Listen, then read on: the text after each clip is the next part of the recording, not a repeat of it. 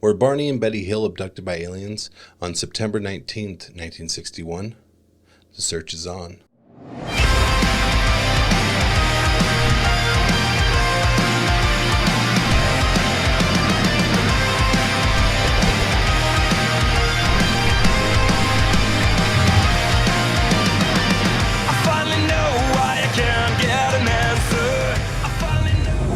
It's hard to think about UFOs or alien abductions without thinking about Barney and Betty Hill. Now, their story is quite compelling because it's one of the first stories we have of alien abductions in modern society. The story begins in 1961. Barney and Betty Hill were heading back from Canada, and they were in New Hampshire when Betty seen a light out her window, and she got Barney's binoculars and she's looking through them, and she tells Barney that she believes it's a flying saucer. Now, Barney tells her no, it's a satellite or it's a airplane, something like that. So they're arguing about it for a little while. Finally, Barney finds a nice, safe place to pull off the road. So he pulls off, gets out, hooks the dog up to a leash, and starts walking around and looking at it, and he thinks it's a satellite. Now, he states that it was moving east to west, but satellites, when they're launched into space, they use Earth's gravity, and they're basically in a continuous free fall. So this means that they can move from south to north, and from north to south, and they can even move from west to east. But because they're using Earth's gravity, they can't fall from east to west ever. It would be going against the gravity, and they'd be burning fuel to get it to spin around. So they can move every way but the way Barney said they were moving. So we can rule out a satellite right off the bat. So they get back in the car, they drive for a little while, and Barney keeps telling Betty that it's an airplane, but it's really close. He says within 1,000 feet or so. So they're driving, and Barney starts to get a little irritated with Betty, and he's arguing with her, but inside he's thinking that he wants to believe that it's an airplane, but he can't hear anything. He can't hear a jet engine. It's not making any noise, and it's starting to panic him, starting to freak him out. And so they're driving for a little while. They finally come across a familiar place to pull off the road. So he pulls off, gets out, grabs his binoculars, grabs his gun from the trunk, and at this point, the craft is really close to him. So he walks up to it, and he's looking through his binoculars, and he says it looks like a pancake-shaped craft, and that it has windows on it. And this is essentially what they drew. Now, he says that there's several people in there pulling these long levers, and it would have all these windows. It would be one continuous window if it wasn't divided up. So then he says that there's one being in there that's, one alien that's he calls the Irishman. And he calls it an Irishman because he says that Irishmen aren't very nice to Negroes. And he says that inside, he wants to believe that this alien is friendly, though. But then he notices all the other aliens are moving around except for the one he calls the leader, and it's just standing there, and it's just staring at him. And he says this one is not friendly at all. And he pictures it as a Nazi. Now, he's African American in the 60s, and he fought in World War II. So you can see why he would think that something unfriendly to him, something that gives him a bad vibe, would be a Nazi. And so he says he wants to pull the binoculars away from his face, but the beings are inside there, the aliens inside there are telling him not to. They're telling him to just keep staring, and that they're going to come and get him, and it'll be okay. They won't hurt him. And Barney starts freaking out, and he's yelling, and he says, please, God, give me strength. If there's a God, give me strength. He just wants to pull the binoculars away and run. And if you listen to the audio recording, I'll put a link in the description. If you listen to the audio recording, it's just heart-wrenching to listen to this guy. And so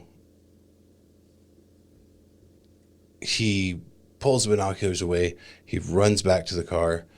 And then he has some muttering that you can't really understand. And then the session ends. And then it comes back, and he's talking about how there are these aliens in the road, these men in the road, and that the craft is blocking them. They can't get away. And so they're just sitting in the car, and a dozen or so of these men come up and grab him. And he says that they grab him from under the arms, two of them grab him, and they pick him up and start carrying him towards the ship. And he says that it's funny to him that his feet aren't bumping against the ground while they're carrying him. They're not holding his feet. They're just holding him under his arms, and they're carrying him. But he also states that his eyes are closed the whole time. They're telling him, just keep your eyes closed. It'll be over before you know it, and you'll be just fine. So he keeps his eyes closed, too scared to open them. He's just doing what they say. So they take him aboard the ship. He says he feels like they're in an incline, and his feet aren't rubbing against the ramp. And it just feels unnatural to him. So they take him aboard the ship, and they do some testing on his nervous system, and they unzip his fly and put what he could only imagine as a cup up to his privates. And then the next thing you know, he is back at the car, and his dog is curled up in a ball, and he looks over, and Betty's walking up towards him from the ship, and he's just happy to see her, and she's happy to see him. They're both in a good mood, and they get in the car, and they're just driving, and they kind of don't remember any of it, but they just feel like, they're in a good mood. And then when they get home, they realize that they're missing some time, it's a few hours, and they can't remember what happened. It's just all of a sudden they're home, and it's hours later than it should be. So they get their stuff out of the car, they bring it inside, and they decide to put it by the back door for some reason. They don't really remember why. They just put it by the back door, and then they start to have some kind of weird sensations and impulses that they can't really explain. Barney ends up checking his privates in the bathroom to see if there's anything going on there that's weird. He just has weird feelings about stuff. And then Betty ends up she ends up changing her dress. She says that her dress was ripped, and she throws it away, and then ends up getting it out later, a couple days later. Barney says his shoes are scuffed up so bad that he can't wear them again. They have scrapes and cuts on themselves, and they said that they, kind of talk about it a little bit, and they can't really remember what happened. And then over the next little while, they notice that there are some weird things going on. Neither one of their watches work anymore. There are circles in their car, like scratches in their car and circles, and on the trunk. And when they use a compass, it doesn't work. It spins around every time they get it close to one of the needles. Now, what this has to do with the abduction, I'm not sure about. Why they decided to use a compass on it, all that stuff is just kind of there. It's kind of debatable why you would do it, and where it all came from. And I wasn't able to find any audio of Betty's sessions with Dr. Simon. But his conclusion was that both of them had suffered a shared illusion of, they mistook something and then ended up sharing this illusion with each other, this delusion of what happened in that night. But during her recordings, leading up to her recordings, she had decided to report it. She reported it on September 21st to Peace County Air Force Base, or Peace Air Force Base, sorry. And she gets a call back from Major Paul W. Henderson on the 22nd. And he was calling her back. He wanted more details about what they seen. And so I don't know if she couldn't remember all of it or what, but they don't tell him about the abduction. She just tells him about seeing the light in the sky and all that. So Henderson's report was published on the 26th of September, and he determined that the Hills had probably misidentified the planet Jupiter. He later changed this to an optical condition or insufficient data, basically. But nevertheless, he did file it under Project Blue Book, which was the U.S. Air Force's UFO research project. And then around November of 61, she started having dreams about the abduction and began to write down her dreams. And then after she went to the hypnotist, Dr. Simon, she started to remember more about her dreams. And this is where he says that he thinks that, they had seen something or they'd had some experience, and because she had been reading up on UFOs and all this type of stuff, that she kind of based what they'd seen on that, and her nightmares on that. She wanted to see it so bad that it just kind of became subconsciously what she'd seen. And then Barney just kind of played along with it subconsciously. But during one of the recordings, she says that she was shown a star map that she says was almost like a holographic image on the wall. And they tried to explain to her where they were at on this map. And they asked her where she was at, and she couldn't tell them. So one of them was going to give her the map, and then the other one told him not to. If she didn't know where she was at on the map, how could she ever explain where they were at? And so a few years later, there was a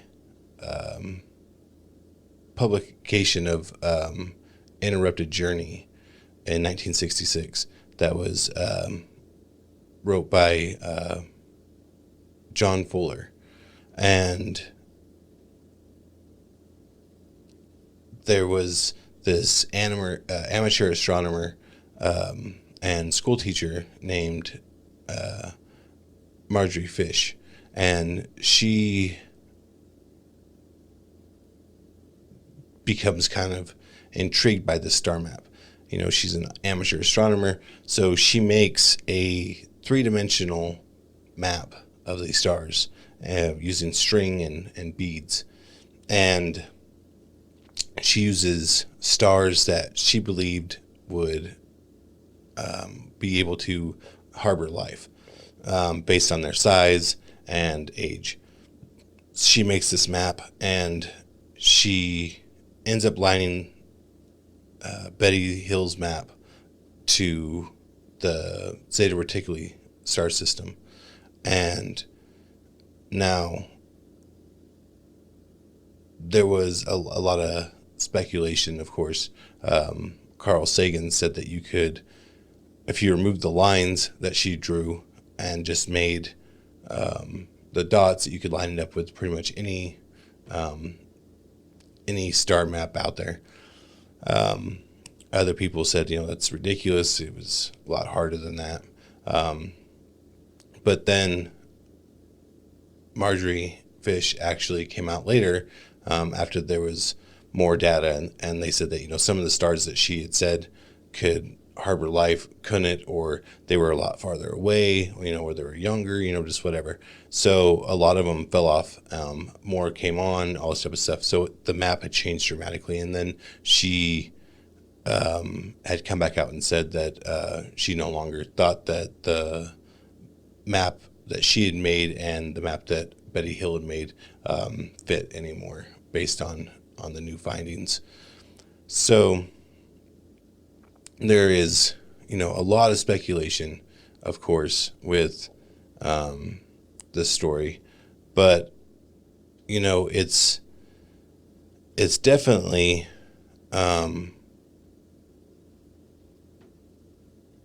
influential to our culture.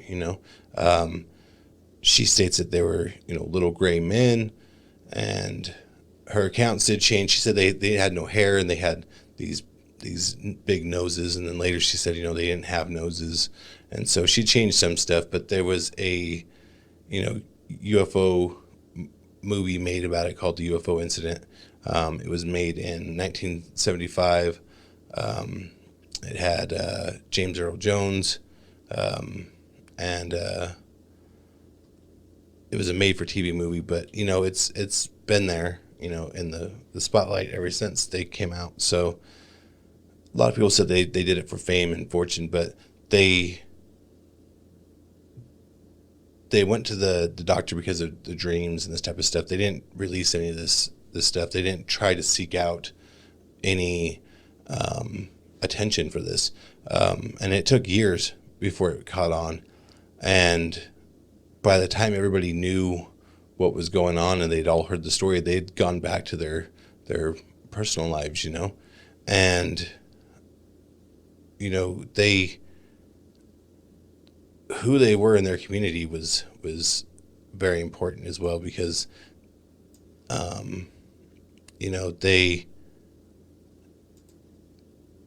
they weren't just these people that tried to get rich quick or any of this type of stuff.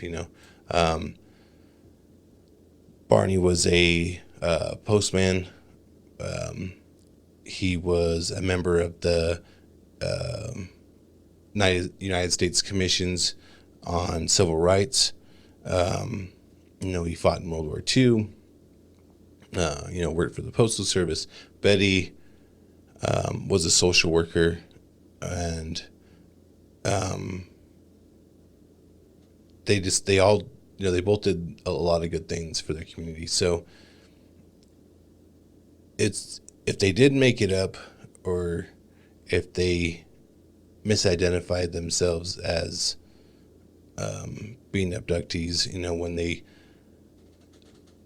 whatever really happened, it's up for debate, and you guys can make up your own minds on that. But it's a very intriguing story, and everything I touched on in here was just keynotes to a much bigger story. So I highly recommend going and just reading as much as you can about it. But one of the reasons why I wanted to do this story was because a lot of people think that the reason why we don't see aliens all the time, and why every story out there is made up, is because they think that it's too far away. You can't go from star to star, planet to planet. The universe is just too big. But what they're really talking about is the Drake equation. And the Drake equation explains what the odds are of there being extraterrestrial life in the universe. So in the next video, I'll go over the Drake equation. And so we can kind of get a better idea of the universe that we're dealing with.